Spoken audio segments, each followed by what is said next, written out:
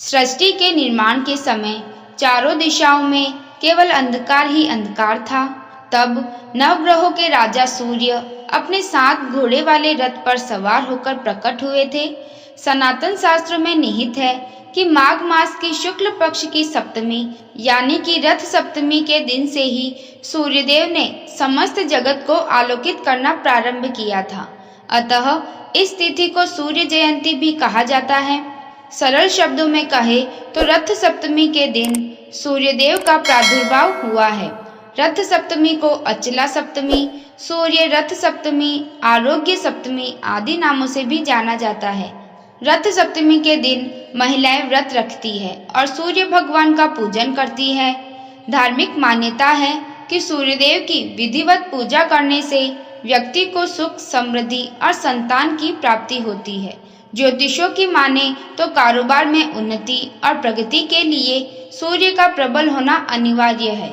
जिन जातकों की कुंडली में सूर्य उत्तम का होता है उन्हें कारोबार में कोई समस्या नहीं आती। जीवन में सुख, शांति और समृद्धि के इच्छुक जातकों को प्रतिदिन सूर्य देव को जल का अर्घ्य देना चाहिए। सूर्य देव को प्रातःकाल स्नान कर अर्घ्य दान तथा दान पुण्य करने से लंबी आयु, उत्तम स्वास्थ्य और समृद्धि प्राप्त होती है। रथ सप्तमी को दान पुण्य के लिए सूर्य ग्रहण के समान अत्यधिक शुभ माना गया है। रथ सप्तमी पर अरुणोदय के दौरान स्नान करना चाहिए। सूर्योदय से पहले स्नान करना एक स्वास्थ्य परंपरा है और यह सभी प्रकार की बीमारियों से मुक्त रखता है। रथ सप्तमी की व्रत कथा। पौराणिक कथा के अनुसार एक गणिका नाम की महिला ने अपने पूरे जीवन में कभी कोई दान पुण्य का कार्य नहीं किया था। जब उस महिला का अंत आया तो वह वशिष्ठ मुनि के पास गई। महिला ने मुनि से कहा कि मैंने कभी भी कोई दान पुण्य नहीं किया है, तो मुझे मुक्ति कैसे मिलेगी? मुनि ने कहा कि माघ मास की शुक्ल पक्ष की सप्तमी को अचला सप्तमी है। इस दिन किसी अन्य दिन की अपेक्षा किया गया दान पुण्य का 1000 गुना प्राप्त होता है। इस दिन पवित्र नदी में स्नान कर भगवान सूर्य को जल दे और दीप दान करे तथा दिन में एक बार बिना नमक के भोजन करे। ऐसा करने से महान पुण्य की प्राप्ति होती है। गणिका ने वशिष्ठ मुनि द्वारा बताई गई हर बात का पालन किया और सप्तमी के दिन व्रत और विधि पूर्वक कार्य किया। कुछ दिन बाद गणिका ने शरीर त्याग दिया और उसे स्वर्ग के राजा इंद्र की अप्सराओं का प्रधान बनने का सौभाग्य प्राप्त हुआ।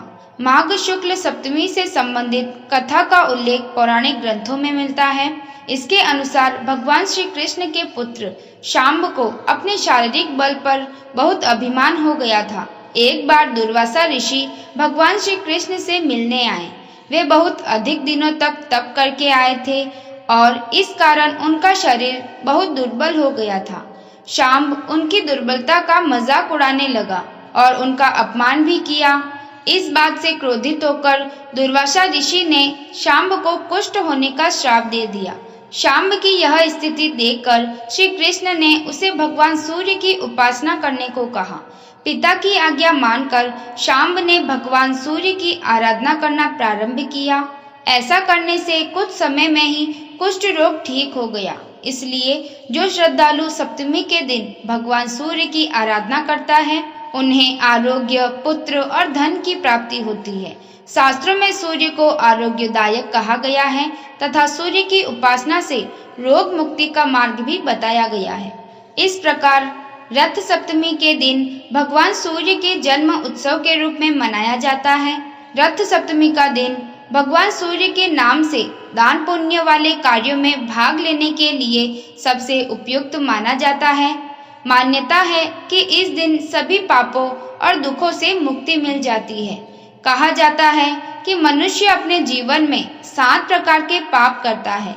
ये जानबूझकर, अनजाने में, मुंह के वचन से, शारीरिक क्रिया द्वारा, मन में प्रचलित जन्म और पिछले जन्मों में किए गए पाप हैं। रथ सप्तमी के दिन सूर्य भगवान की आराधना करने से इन सभी पापों से मुक्ति मिलती है। रथ सप्तमी के दिन सूर्योदय से पहले भक्त पवित्र स्नान करने के लिए जाते हैं। रथ सप्तमी पर तीर्थ और पवित्र नदियों में किया गया स्नान एक महत्वपूर्ण अनुष्ठान है और इसे केवल सूर्योदय के समय ही किया जाना चाहिए। यह माना जाता है कि इस समय के दौरान पवित्र स्नान करने से व्यक्ति को सभी बीमारियों से मुक्ति मिलती है और उसे अच्छा स्वास्थ्य प्राप्त होता है। इस कारण रथ सप्तमी को आरोग्य सप्तमी के नाम से भी जाना जाता है। धन्यवाद। आपको यह कथा कैसी लगी कमेंट करें। वीडियो पसंद आया हो तो लाइक करें और इस चैनल को सब्सक्राइब करें।